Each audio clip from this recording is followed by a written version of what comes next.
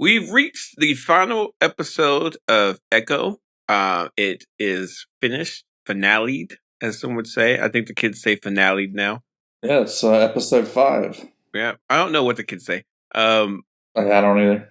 Who cares? Rizz. They say Rizz. You know what? What's that mean? I finally figured it out. What's it mean? It's hang on a second. I'm drawing a blank on it. Because like you can get rizzed or something like that, right? Like no, it's charisma. It just means charisma. Like you have charisma. If you have Rizz, you have charisma. But I just saw something that says someone got rizzed. I don't know what that means. I don't think that really means anything. Does that mean you can get charisma? Unless you got charisma. Unless you're using charisma on someone? Yeah, using charisma as a verb or whatever. It's just dumb to say that. It's just. I was happy once I figured out what the origins was of it. I remember when I was a kid. Like it seemed like a lot of our slang, like, I don't know. I mean, I guess cool doesn't really have like a... But no. Cool doesn't have an expiration date. Cool will always be cool because it's cool. But right. I'm not saying, I got some Rizz. Or I'm not saying that. It's just stupid. Yeah. And like, over time, what are you going to say? Rizz, LOL, IMO. Okay, you sound like are you having a stroke?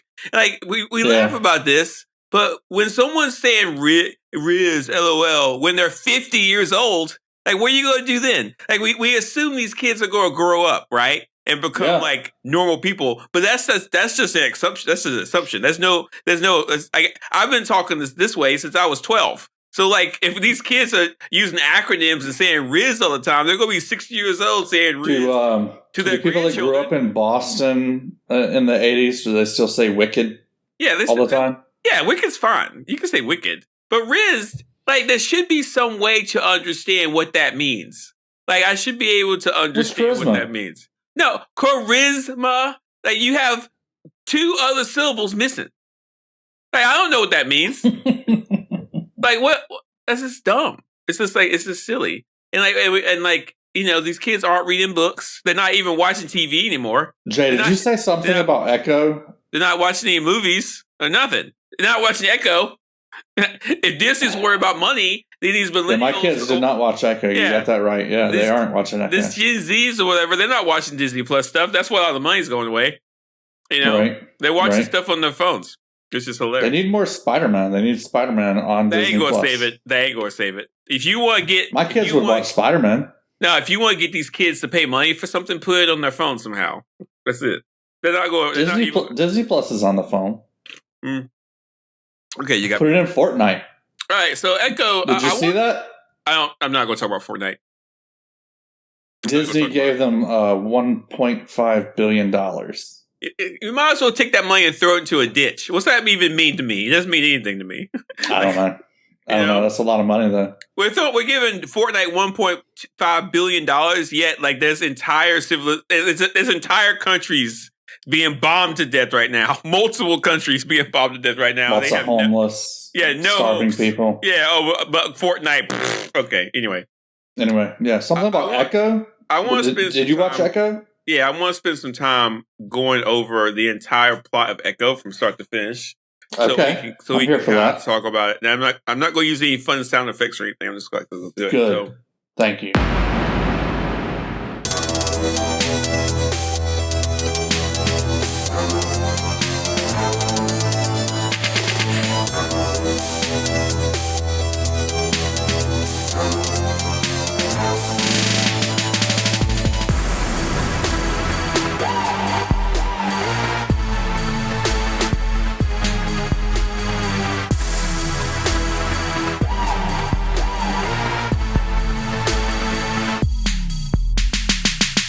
All right, so Echo starts with Maya. Was it Tulsa? That's what she's at, right? I don't know where she's at. Some fictional town. No, but the state's in Oklahoma, or is it Tulsa? It's in Oklahoma. Maybe. I think it's Oklahoma. Should we check on that? Should we check that? Anyway, you check on that while I'm talking. So I'll try, but I don't even know how. Okay, you can check it. So she's on a motorcycle. She's been wounded. She goes to her old childhood house to kind of regroup. She meets her cousin. She gets her cousin to help her because she's wounded. She actually goes to a veterinarian, doesn't she? To get healed up, to get worked on. Yeah, I think so. And then it's not a veterinarian. It's the town mortician. Oh yeah, very good. She gets healed up. We realize that the Choctaw Nation powwow is in Oklahoma. There we go. She gets hurt. She realizes that she needs help. She gets fixed up, but she comes there for a reason, and the reason is that her uncle has ties to Fisk. She thinks Fisk is dead, but she's not, and she sabotages a weapons depot, and it blows up. Yeah. In the first episodes, we do get a flashback where she fights. We realize how she got into this mess with Fisk, and she does fight Daredevil, which is lots of episodes of lots of scenes from Hawkeye are spliced into the first episode. Yeah, and that's going to be. I'm going to talk about some of the things that I liked about the episode, about the series, but things that are disappointing. I'll talk about that later. Okay. So then, once that happens, Fisk, we realize, is still alive. And because she bombed that train, people come towards the town to try to figure out what's going on. She gets kidnapped. She is held hostage. She gets out of that. She beats a bunch of people up, which is really cool. That's the episode. Seems like they thought that Kingpin was dead too at the time. Everybody thought Kingpin was dead except for people who were working for him. Well, they worked for him. Yeah, but they weren't close enough to him. True. In the skate rink, Maya's almost executed. Maya and the uncle's almost executed, but then someone calls the bad guys and tells them to beat it, and it turns out it's Fisk. He's alive. Mm-hmm. He's in town. He wants Maya to Fisk. Yeah. You keep putting an R in there, like Frisk. Fisk. He's in town. He wants Maya to join him as his number 2, I guess, or number 1, however you want to say it. She declines, but then Kingpin. Yeah. So Kingpin gets mad. Kidnaps her family members, kidnaps her cousin, and kidnaps her grandmother. Mm-hmm. And there's a whole thing where the whole powwow there's a big powwow in the town, and it feels like the bad guys are going to kill a bunch of people there. It's the whole thing. We get a big truck. Not entirely sure what their plan was, but yeah, it wasn't nice. We get what's his name? That Biscuit has a truck that he kitted out. And he uses the monster truck. Yeah, he uses the truck to smash the vans, which is interesting. The uncle ends up becoming a skilled sniper and kills someone with a silencer.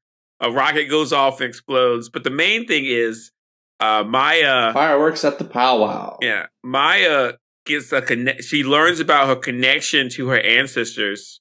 And her grandmother says that she is an echo of the women that came before her. Mm-hmm. There's she has this connection, and during the final scene, she gives a connection to her cousin and her grandmother. Her grandmother fights 2 dudes and body slams a few people, which I think is pretty rad. Pretty cool. And like with that strength, Bonnie, Maya, and the grandmother are able to fight them off. But then something very interesting happens. Maya uses her powers to connect to Fisk. And tries to heal him of his like anger and hatred and wounds from when he had to kill his father. And there's a scene where she's like saying, "Hey, let go," or at least suppress them. Yeah, because like that's kind of what she's done. She's kind of let go of her hatred of Kingpin, and she wants him to do the same. Mm-hmm. We don't know the ramifications of that. I don't think it worked as well, or it didn't work. But we learned that Maya has let go. Not entirely. He was wanting to get his crew together to talk about things. He was shooken up. Yeah. But I mean, to be honest with you, that kind of hatred and disgust and just general trauma of killing your father to save your mother at that young age is going to affect you. Mm-hmm. At the very end, we see Maya kind of coming to catharsis. She realizes that she can do better than what she's doing. She meets up with her family and has dinner with them, I think, and we get a mid-credit scene, which we'll talk about later. I'll keep that for now. But that's okay. And the reason why I wanted to run this down is because I feel like there was a lot of dead weight hanging on this series. Yeah. I feel like there's a lot of scenes we didn't need, a lot of talking of stuff we didn't really need. Yeah. And even though there were some great action scenes throughout the series in different spots, there was no consistency, especially when you think there's supposed to be a major action scene at the very end. We didn't really get that. I'm okay without there being a super hype action scene at the end of every series. Yeah, but I'm not okay with not seeing Maya fight again because it's so fun to see her fight. And I kind of like it. That's she fought a little bit. Yeah, but my final statement is this. I'll let you chime in. This show was kind of billed as a show that for people who are Daredevil fans to come on home and like this is going to be the start of something different. And I do think it was successful, but I don't think it was exactly what I was looking forward to. But that's not bad. I think it. But as far as the Choctaw Nation and its representation, it was actually brilliant and fantastic. It just wasn't the story I was expecting. But that doesn't mean it wasn't good. It just means that's something different. Anyway, right. What did you think about the final episode and the series as a whole? I really had no expectations about what story they were going to tell. I guess I was thinking it was going to be more action-oriented, maybe less to do with Wilson Fisk. Don't really know what I was expecting. I think it was overall a good series. Mm-hmm. I didn't watch any episode and think, "Hey, this is dragging. Why is this taking so long? Why are they doing this?" So I think it was good, but it's not a series that, other than the fact that I rewatched it to go along with you, I don't see this being a series that I'll ever watch again. Well, I mean, that's kind of addictive of a lot of these Disney Plus shows. There's not many of them I would watch again. Maybe a couple I would. Hawkeye's a good rewatch. Yeah, okay, that's true. But I think I'll probably rewatch Miss Marvel at some point. You know what? And probably the Lokis. Yeah. What's interesting about this, if you look at Echo, the series, and you compare it to, let's say, Loki season 2, and if you look at the Loki series has a clear case of trying to take Loki, who is a comical villain that couldn't shoot straight, to a guy that actually saves the multiverse because he sacrifices himself to do it. Yeah, it's an impressive arc. Yeah, the arc's clear. You can that I don't think Marvel will ever top that arc in anything they do in live action. Maybe, but you don't have to top it. You can just try to do it, and like Echo's a weird one. Like I never got the sense that I understood what her motivations were besides being angry that Kingpin killed her father. I never really understood even now after it's all over. Is she going to be an assassin? Is she a superhero? Right. I have no idea what is next for. Yeah. Maya after this, we could never see her again, and no one would be weird about it because she's like weird. She's in a place where she's with her family. She's resolved her issues. Mm-hmm. The Kingpin's going to leave her alone, and it's all done. We're good. So I guess what I was actually expecting, now thinking about it, is I just wanted more scenes of like her and Hawkeye, as a member of a gang doing, what gangs do. I guess that's what I was expecting. And I kind of want that from here on out too. But with this ending, I don't know if that's where they're planning to go with it, or if now she's going to be some kind of a hero or what. I never liked the Tracksuit Mafia stuff. Man, I love the Tracksuit Mafia. Did. I just didn't understand it. It's fine. That's a spinoff I would like to see. Please don't. You know what? Bro. If you like the Tracksuit Mafia, you should read the Hawkeye. The Tracksuit Mafia, bro. You should read the Hawkeye trade paperback, the graphic novel. It's fantastic. Has somebody animated that and done voices for it? I don't think so. Because I would watch that. Just read something. I might try it at some point. Yeah, it's good. It's really good. After I finish the Teenage Mutant Ninja Turtles Ronin. Yeah. Ooh, nice. After I finish that. But here's the deal. If you look at the Echo from the comics, there's a clear kind of like line with her and Daredevil that we don't get, and that's really what bums me out the most. I really want a good connection between her and Daredevil. I was looking forward to it, and all we got was a fight scene between the two. Do you think she'll show up in the new Daredevil series? I don't know. I don't know. I don't think so. It may be. And is she an antagonist for him, or do they work together? I don't know. There's a lot of questions I have. Yeah, it's so weird. Here's the deal. Here's why. I like her as a gangster, but here's the deal. Without powers. If you look at the mid-credit scene, Kingpin is in this plane, and he's kind of recuperating from what happened or whatever, and he's looking at thinking about the New York mayoral race, and he realizes that, hey, he gets this idea, maybe I could run for mayor. And that's important because in the comics, he actually does run for mayor. He fixes the votes and he wins. So he actually becomes mayor of New York. And when he becomes mayor of New York, he runs on the idea of clearing out the vigilantes from New York City. So Spider-Man, Luke Cage, Daredevil, his whole goal was to use his power as mayor to get vengeance on the vigilantes. And so I think that's definitely going to be in Daredevil Born Again. That's definitely going to be a part of it somehow. And I like that idea. I just don't know how they're going to approach it or work it out. I'm not sure. But we'll have to just wait and see. And I'm a little discouraged from some news we can't use later in the episode we'll talk about. I'm a little discouraged. I don't know if Marvel and Disney Plus has the energy to do what they could do with this. I was really hopeful that this could be an opening to a new ideas, some new blood, some new energy for Disney Plus. And now I'm like, I don't even know if they want to do that. So I mean, if you look at Echo, it got wrapped up pretty tight.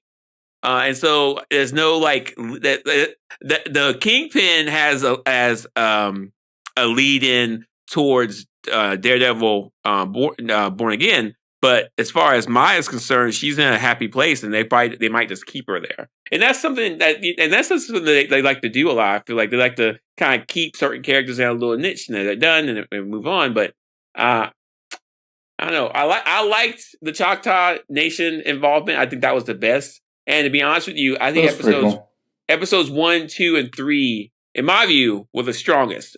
100%. Episodes 4 and 5 were the weakest. And I think instead of this being a 5-episode series, it should have been a 4-episode. But they did release all of them at the same time, so it doesn't matter. It was originally a 6-episode. They cut one. Oh, they cut one? I'm curious what they cut. Well, I mean, who knows? Maybe there was, lots of rejiggering where, they didn't cut an episode. They just squeezed the story down into 5 instead of 6. Yeah. Yeah, my main major disappointment is, again, if you look at She-Hulk, they got people to watch She-Hulk by teasing Daredevil. And remember, every episode we're like, "Where's Daredevil? Where's Daredevil?" And in Echo, they got us to watch again. They did again. They got us to watch Echo by teasing Daredevil. Was he part of the marketing for this? Yeah, Oh yeah. Okay, I didn't pay attention to any of the marketing. There was a couple. I was ready for the Echo spinoff at the end of Hawkeye. Echo and Hawkeye is what got me interested. Yeah, I mean, I don't know. I do feel let down a little bit, actually, coming off of Hawkeye, and kind of like, man, I'd like to see more of that, because her fight scenes in Hawkeye, I think, are some of the best out of the MCU. What bothers me the most is, once again, it doesn't feel like there's a hand on some wheels here.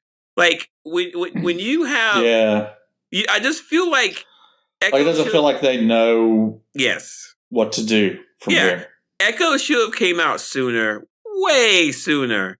2-year gap between the end of Hawkeye and Echo. Yeah, and Daredevil should have come out sooner. There should be better connections to everything. And you're starting to see that there isn't a hand on the wheel. There's just people doing things, and it's starting to mess some stuff up a little bit. Not a little bit. It's starting to mess some stuff up. But I think that that feels a little bit like the director handoff between the last of the Star Wars movies. Yeah, I agree with that. And I don't know how to fix that. I just don't. The only way to fix this is to doing fewer things will fix it. I think maybe doing fewer things because they are spread way too thin. Kevin Feige is spread way too thin. Now that they're going to be doing fewer things, maybe Kevin Feige can get a handle on things again, or maybe we'll find out that even once they start doing fewer things at once, that maybe Kevin Feige just doesn't have it anymore. I don't know. We'll find out. Well, we're going to get to that in the news you can abuse. But what bothers me is this Echo should have come out way sooner after Hawkeye. A year later would be nice. Yeah, and some of the Echo that we saw in Hawkeye. If you even this is a very superficial thing, but if you look at Echo's outfit at the end of Hawkeye when she actually shoots the Kingpin, she looks different. And she looks more like her comic book representation than she does at the end of Echo. And I think they went more towards her Native American heritage than they did her comic book roots. And that's fine. But once again, I will say that the further you go away from the comic book roots, the less the characters work. The core material is always going to be the place you should focus. What did you think of her native costume? I didn't like it. I didn't think it looked good. I don't either, and I really hope they don't carry that forward. But it might be. It might not look good to us, Mike, but it might look good to people of the Choctaw Nation. So I don't think it does. We have to ask them. I don't know. I don't think it does. You just think objectively it's ugly. Yeah, I think objectively it's not good. Yeah, I mean, if you go back to the iconography of the original, compare it to the outfits that you saw at the powwow. Well, if you go back to the original Echo costume, quote unquote, from the comics, there's not a lot to go on. But there's one thing that is always there is that handprint, and they went away from that completely. And I wish they hadn't done that. Mm-hmm. I'm fine with them going away from the handprint. I think that would be distracting, actually. But I don't know. I think they should have. Whoever designed the costume in the story, it's her grandmother that designs it. Whoever actually designed it should have taken Maya Lopez's style, which is all black, basically, right? Leather, black, and incorporated that into the costume rather than taking her in a completely different direction. Now it's like a deep crimson outfit that is really ornate and detailed, and just doesn't fit the character that we've seen up until this point. I don't know. I don't mind that too much, but I do mind them going away from the comics, and I think that's the problem I had the most of. But there's nothing they can do about that. I don't think it doesn't look good. It's if they're not gonna.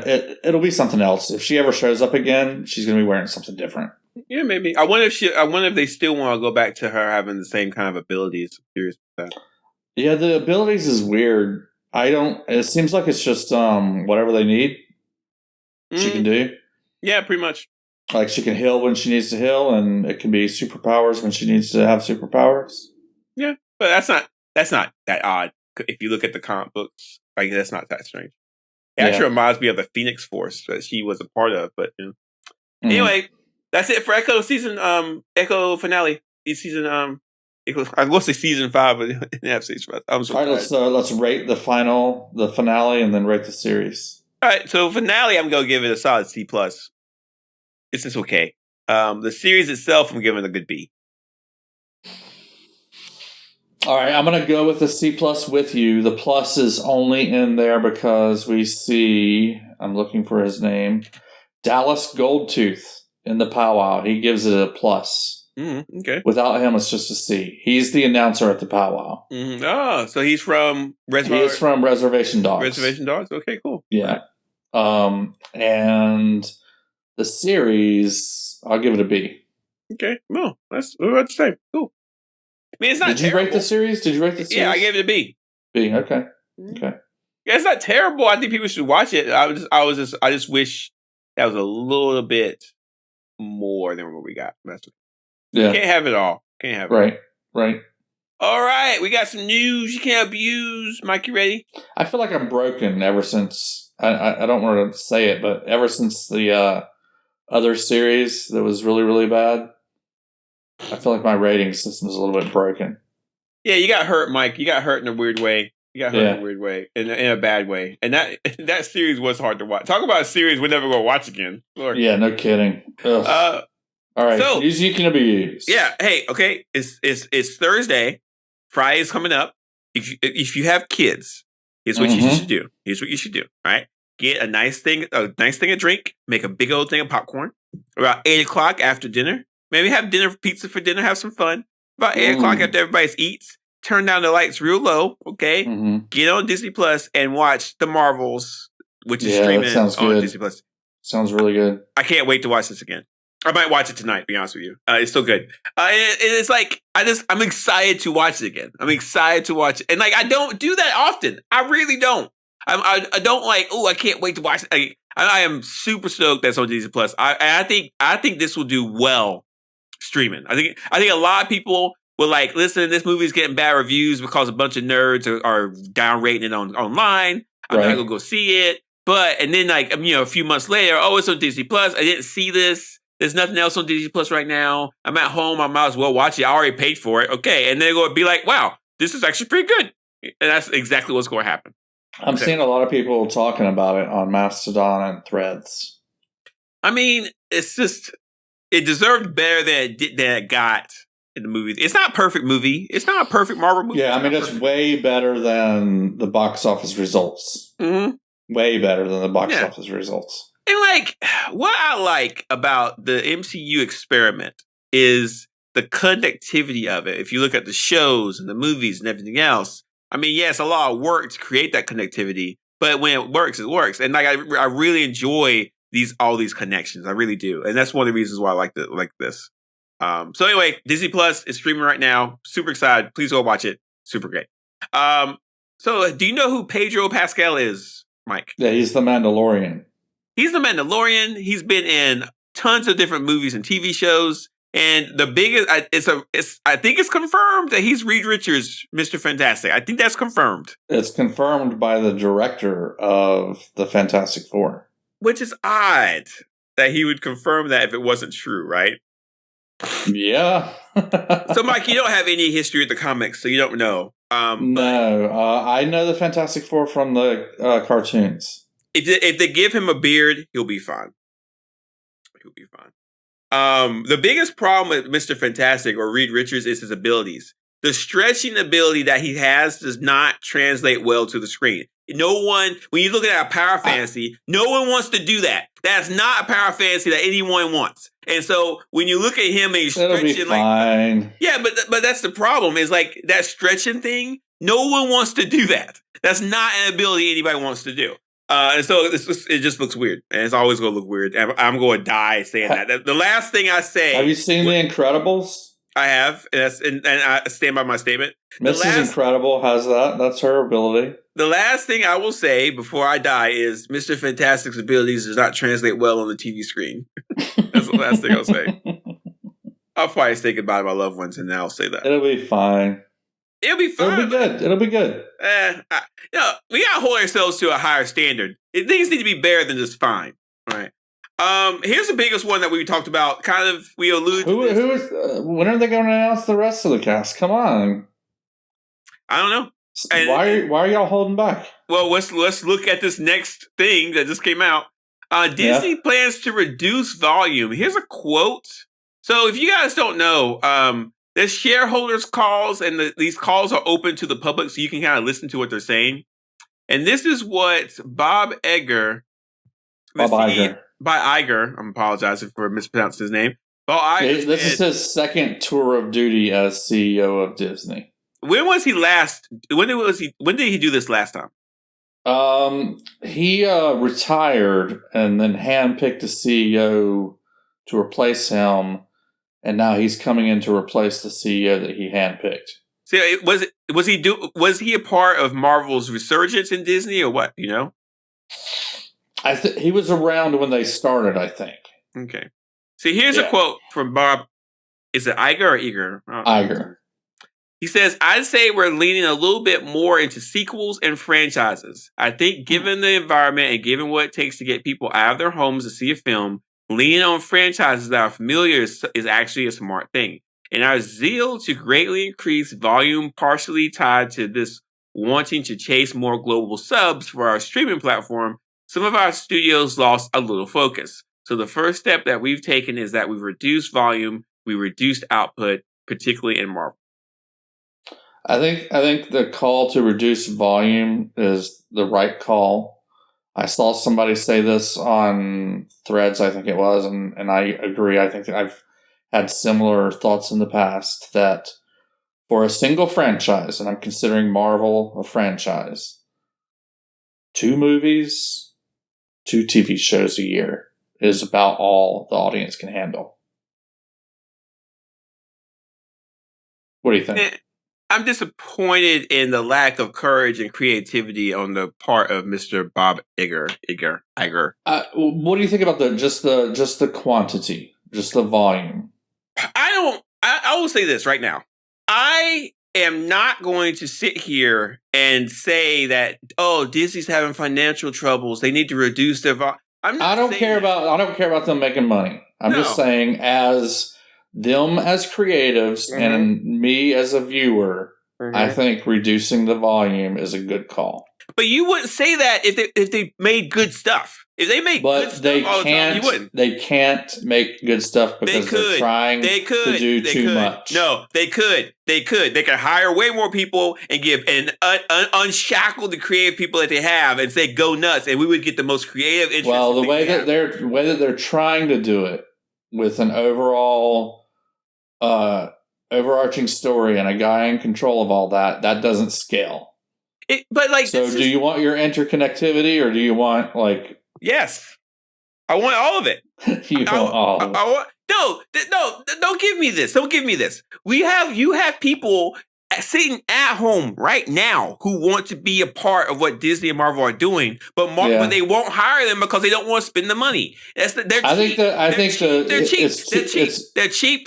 Disney is cheap. They're not doing this because we're lacking quality controls. It's cheap. They don't want to spend the money. They're cheap. And that's always how it's going to be. They will push a grandmother into a hot lava pit for $10 if they could get away with it, and we all know it. So don't give me that. It's cheap. You remember that one year? I think it was 2 years ago, where we were. There was always something new to record. We had either there was a movie or there was a TV show running. It was awesome. It was overwhelming to you. Yeah, I'm sorry. And to a lot of viewers. That was the heyday. That was the heyday of our podcast. That was the heyday. We were rocking and rolling, baby. We were doing all kinds. It was fantastic. Give me. I'm good. I think that was too much for a lot of the viewers. I think that's crap. The people on my side of the fence, the more casual viewer, I think that was too much. That's crap. It's crap. Because at some point, it starts to feel like you have a to-do list, you've got homework to do. Nobody wants that. Crap. No, it's just crap. Where I will agree with you, so we're going to disagree on the volume thing. I think lower volume's a better idea. They'll be able to put out better product if they do it at a lower volume. Where I will agree with you is, I think Bob Iger has taken the wrong lesson from this. Mm-hmm. To me, it sounds like what he wants to do is resurrect Iron Man and white Captain America, and maybe Thor. Oh, totally, without a doubt. Avengers, and start redoing those characters, the big characters out of the original MCU Avengers. Maybe maybe recast Black Widow or do some kind of a deal where we get who's the actress? Scarlett Johansson back. Something like that. Well, no. Well, what I think they should do is focus on their current stars, who is Shang-Chi, Miss Marvel, who else? I had like a third one. But yeah, you're right.